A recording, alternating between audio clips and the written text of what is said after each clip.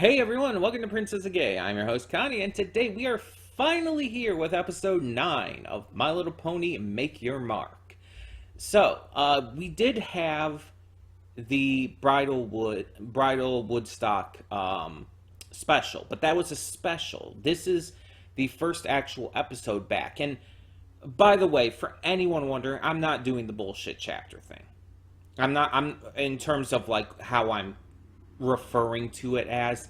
This is not chapter 4, episode 2. That's bullshit. This entire thing with how YouTube is sorting it out is bullshit. This is episode 9. Like, this is still the first season. This is a confirmed thing. The season was ordered for, it was 24 or 26, I don't remember exactly, but 20 something episodes. We know this. This was the order for the season. And then there's obviously all the specials and whatnot too.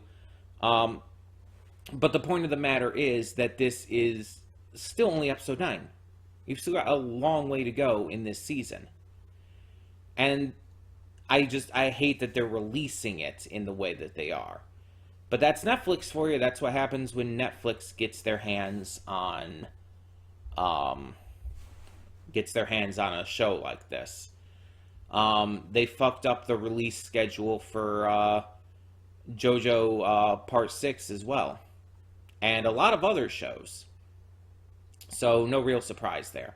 But I could rant about that forever. I'm not going to here. I genuinely don't remember where we left off. It's been so long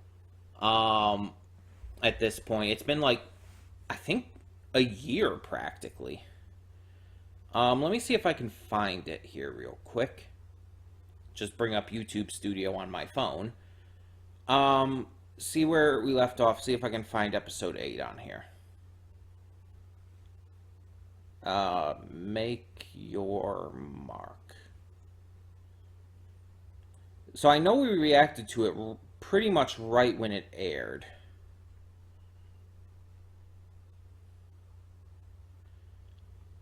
So it was in November, okay. At least when we got to the last episode.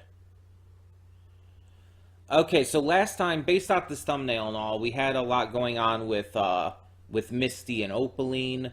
Misty was starting to see how terrible Opaline was, but is still very much under her control.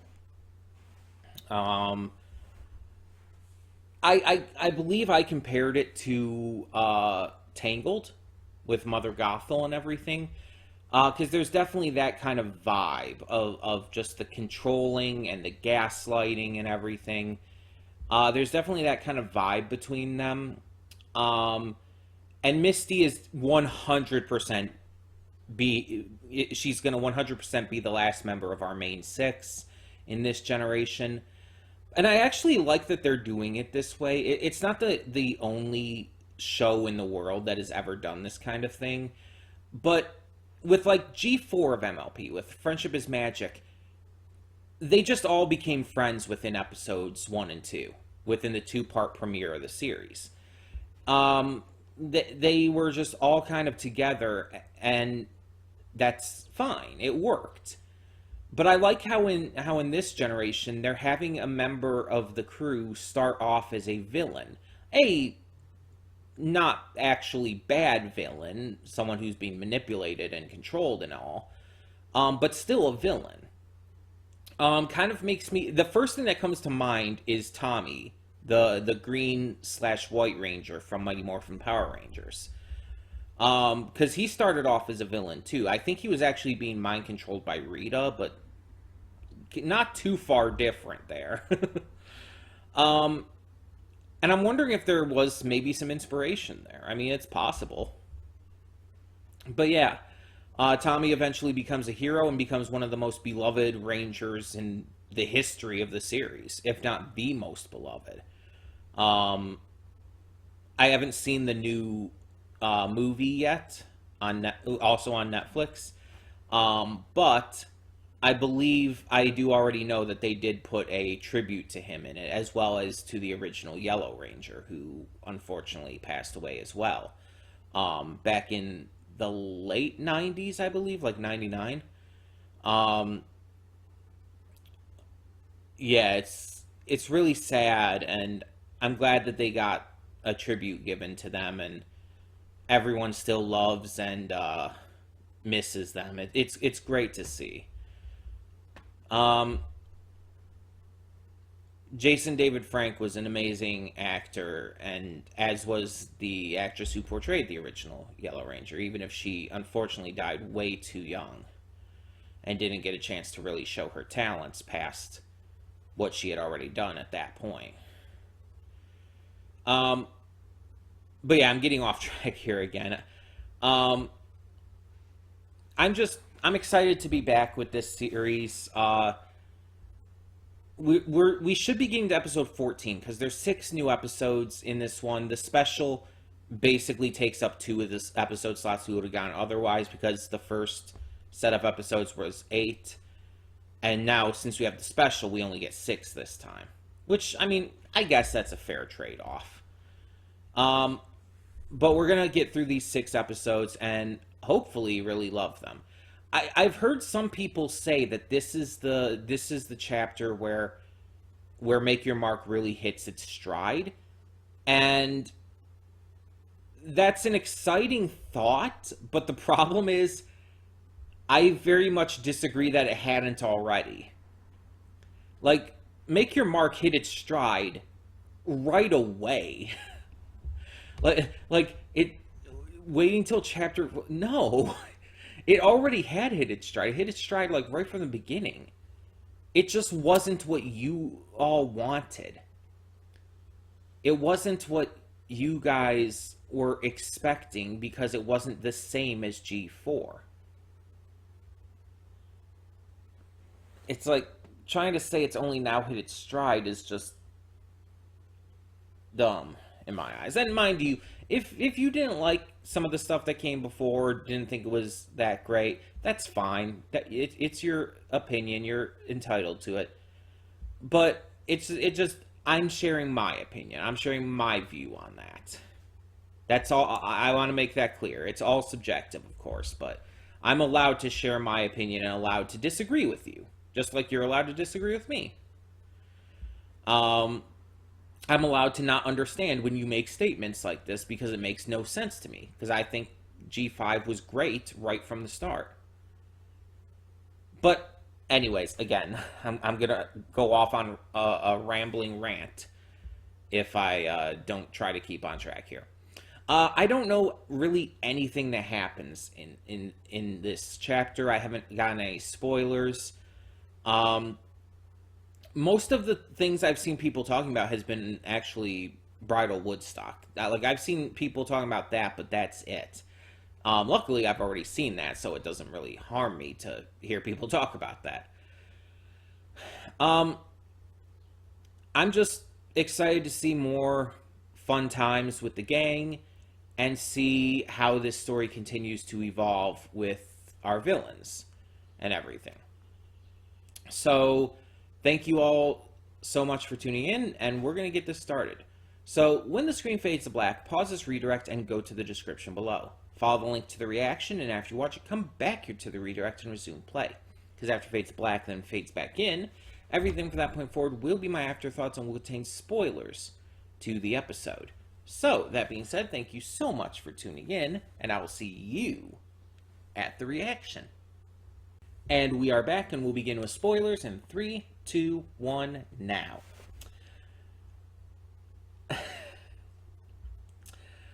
So yeah, I have been shipping Hitch and Pip since the movie. And it mainly comes down to a couple things. One, they were both the holdouts of the group. If you remember, Zip was in with Izzy and Sunny kind of right away. She was like really quick to join their side. Izzy and Sunny obviously hit it off extremely quickly and easily. But Hitch and Pip were the two holdouts. Hitch, because of honestly his misgivings about other ponies, because of, what he was raised into, unfortunately. And Pip was a holdout pretty much because her performance was ruined. She was just being a grumpy butt. Um, but they were the holdouts, and it was basically through talking to each other that they eventually like connected with the others and all. Not to mention, kind of my second reason is Hitch showed active interest and love for Pip's music. Remember when he was infiltrating the castle to try and get to Sunny and Izzy? He heard her music and his body started moving. He started dancing kind of subconsciously. And he was the one who eventually had to cause a distraction by making up lyrics and everything for her song as well, to distract every pony from everything else going on. So there's definitely been a lot to that right off the bat. Um, I've never really shipped either of them with anyone else as well. There's a lot of people who would ship Hitch with Zip, and it's like just because I guess Zip is a PI basically, and it's like that's not a good enough reason. It's like they don't come across to have that kind of chemistry at all. Hitch and Sunny is a little more reasonable, especially with them being childhood friends and everything. But again, I just see them as friends. I don't see any hints of possible romantic chemistry in there. Hitch and Pip, I definitely see it with. And with Sunny, I definitely see it with Izzy. As for Zip, maybe Misty could end up being a good ship for her in the future. That's possible. But yeah, I definitely see Pip being with Hitch. And it's like, I know I don't usually ship or do straight ships that often. Um, but I really do stand behind this one, like wholeheartedly. Um, and yeah, as I was kind of pointing out at the end there, it's also really weird that they didn't credit Sprout's voice actor properly in the credits of the episode. It credits Tara Strong for voicing Twilight, which fair, but it credits her over Sprout. Sprout had a much more notable role in this episode, and let's be honest, much more voice lines. So crediting Tara over Sprout's VA just seems weird. It's just a really weird decision. Um,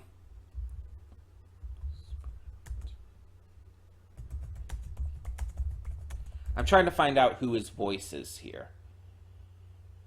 Joshua Graham is his voice in the game, according to this.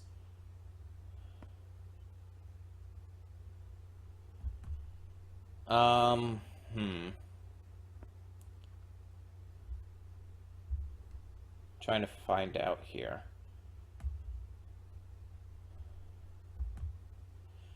Because I'm trying to not just find Ken Jeong, you know? All I'm seeing on behind the voice actors, though, is the movie and the game.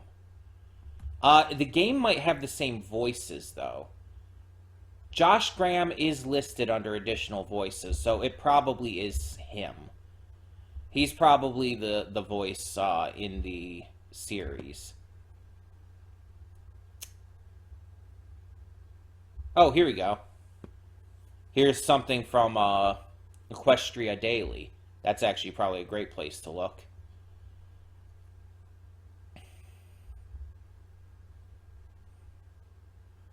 That's just telling us the main cast. Okay, that's not helpful at all. Let me check this IMDb one, maybe? Help, please? I think it's Josh Graham, but I just want to make absolutely sure. Because that listing was for the game, and I I want to make sure that it's him in this series too.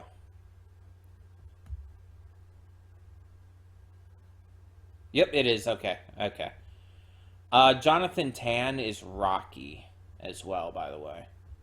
He was another one listed under additional voice. See, that one I could give you being an additional voice. But Josh Graham should have been given proper credit here. It makes no sense that he wasn't, considering he was a notable character in this. Anyway, so I love that Pip is into spooky stuff. That Pip is a horror fan, basically. Because I like horror. I like spooky shit. You guys know I say it all the time. I love it, especially when a non-horror based show integrates that in for an episode or something. Like Jack in the Haunted House from Samurai Jack, or Abracadabra from Powerpuff Girls. Episodes like that, where it's like, it's not normally a horror based show like Courage the Cowardly Dog or anything, but they have an episode or two here and there that just really goes in on that and really does a great job. And I also like a lot of horror movies and stuff. So it's like, the fact that Pip is really into horror stuff too, it's like, you're just really, really trying to make her my favorite character even more than ever. It's like, and it's kind of working. I mean, she's already my favorite, but it's like, you're really solidifying that. I'm just really enjoying the shit out of how fun she is, how entertaining she is, and I love that she really gets to showcase a lot of that. Like, she's having fun with it too. Like, you could tell, like, she's not really mocking Hitch or anything for being scared, but she's poking fun at him a little bit, kind of leading into that chemistry bit. Plus, they share a duet, which is like, come on. But yeah, she's like poking fun at him a little, and it's just having fun with the entire situation. Um, I like the concept of this episode too, like outside of just the spooky moments and everything. I like how it's how their big goal in this one is to kind of just repurpose Cantor Logic's building into a community center of sorts. Um, I think it's a fantastic idea, and they all have obviously different ideas for things they can do there, as do all the ponies in town. And so, in the end, they decide what to do with it is to kind of make it um, into like a studio where you can kind of do your own thing, make your own stuff. And it's like, that's a great idea. It's like, because that way you could have concerts there, you could do arts and crafts stuff there, you could do pretty much anything there. It's very possible. You also have the little side stuff with the Pegorats and everything. Um, and it's just like, it's just a fun little thing. It's not that big a deal, but it does lead to the duet, and that's pretty great. The song was actually really fucking good too. I hope there is a full version. Um, yeah, seeing Izzy kind of struggling under the pressure of all this stuff that every pony is pushing on them is understandable, because it's like there's just so much. And the stuff they're saying is like, it's like we want to please everybody, but also we need to, while we're taking everybody's thoughts into consideration, we do need to cut back and pick and choose things. It's like, will that possibly disappoint some ponies? Yeah, it will. But it's also the smart thing to do, because you can't please everyone. You just don't have that. You don't have that space. Which is why turning it into like this studio where everyone can do their own thing and make it their own is actually an extremely smart idea. Because it means that they don't have to please everybody, because they can let every pony else please. The phrasing here is starting to get weird. Okay, you know what I mean. I was gonna say something that that just came to mind, and it's like, oh, this sounds You know what I mean, but it sounds kind of dirty. But yeah, it's like it allows everybody to do their own thing so that no one really is disappointed. But at the same time, it doesn't keep that pressure on our main characters. Meanwhile, we also had Misty finding out about the Twilight stuff and showing it to Opaline. Opaline is obviously desperate to get things moving because of that. But Misty is not. Misty is ordered once again to go get Sparky, but she just does not want to deal with that again. So she creates this little plush figure, imaginary friend, and basically starts trauma dumping to it, which is just really, really sad and depressing. And it's like we know she's going to become friends with the group, and she wants to. It's very clear she wants to. And we know she's going to, but it's also really sad to see her this lonely and genuinely not liking what Opaline is telling her to do. She just wants that validation from her cutie mark so goddamn bad that it's all that's fueling her. She clearly doesn't like being under Opaline's thumb. She clearly does not like Opaline. But again, she wants her cutie mark and she believes that Opaline can give it to her, so she's doing what she thinks she has to. And it's extremely sad. I just hope that she does end up seeing the error of her ways and joining our crew earlier rather than later.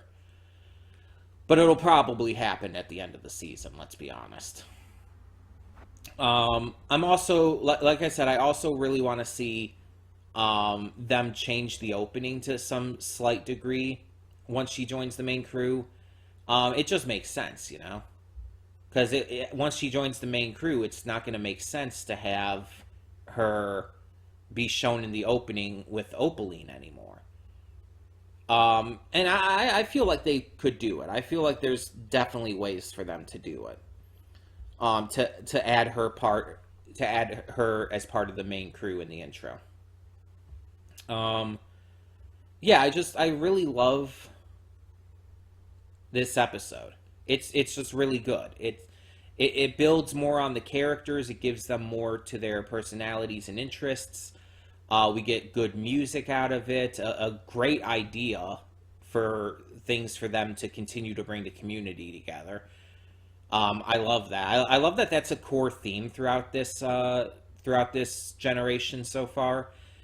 Since basically bringing all the different races together in the movie and all, now their goal is to continue to bring ponies together and strengthen the communities, which is a very great idea. Because it's like it's not a one and done situation. You definitely need to continue to work on that. So by strengthening the communities through things like this, it just makes it feel more believable and real in a way.